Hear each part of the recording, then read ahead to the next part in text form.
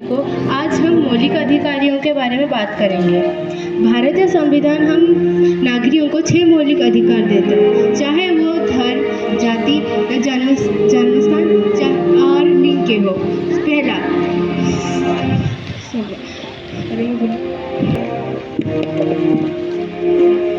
पापा मुझे 3,000 रुपए चाहिए, स्कूल की किताबें खरीदने थे। बेटी, मैं तुम्हें अभी पैसा नहीं दे सकता।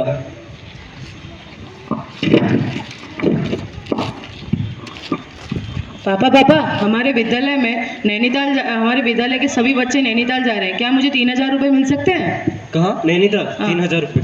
रुको बेटा। धन्यवाद पापा।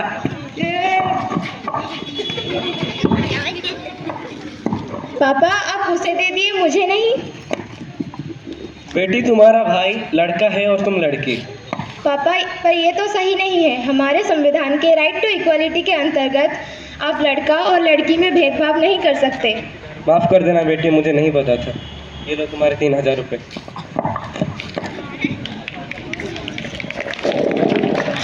दूसरा, राइट टू फ्रीडम।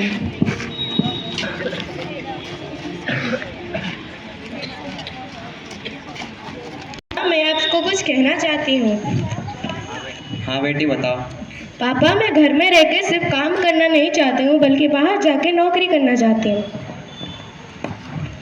बेटी देखो, ये हमारे असूलों के खिलाफ है। तुम एक लड़की हो तो तुम बाहर जाके नौकरी नहीं कर सकती हो।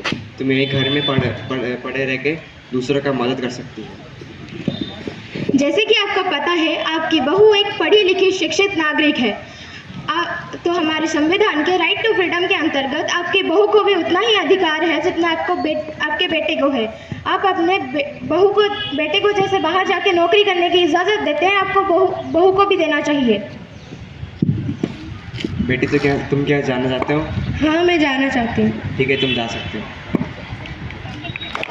तीसरा, राइट अगेंस्ट एक्सप्लॉयटेशन। ये क्या है? तुम बर्तन मांज रहे हो, ये फिर भी इतना गंदा क्यों है? मैं तो अच्छे से मांज रही। मुंह लड़ा रही हो मेरे साथ?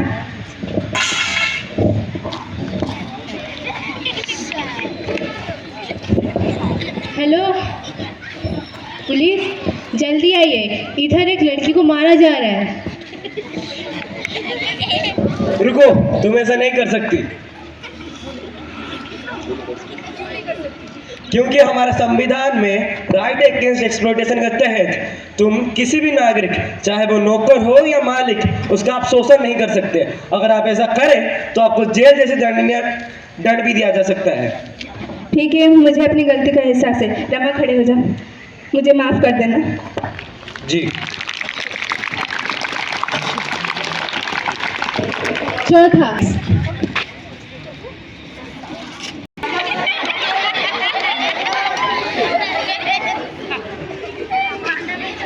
जी बेटा तुम्हारा उम्र कितना है अब?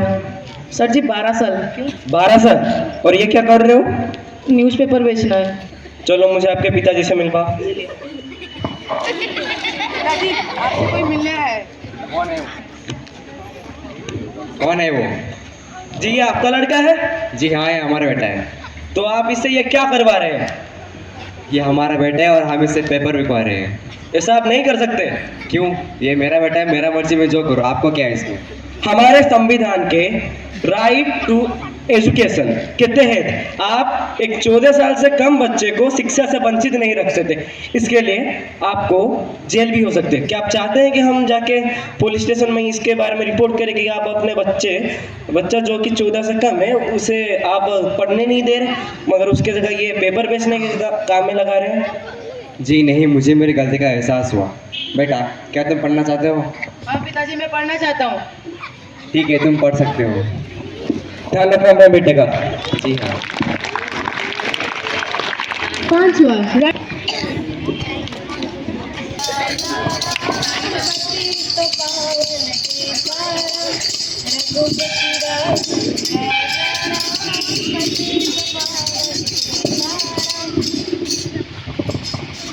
तुम कौन हो और तुम क्या चाहती हो?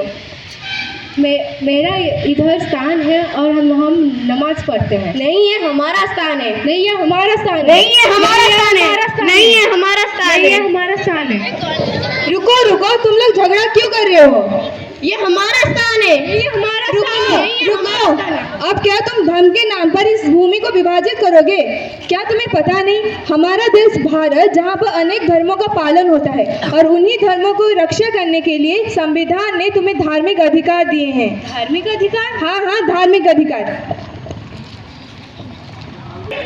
Right to constitution remedies.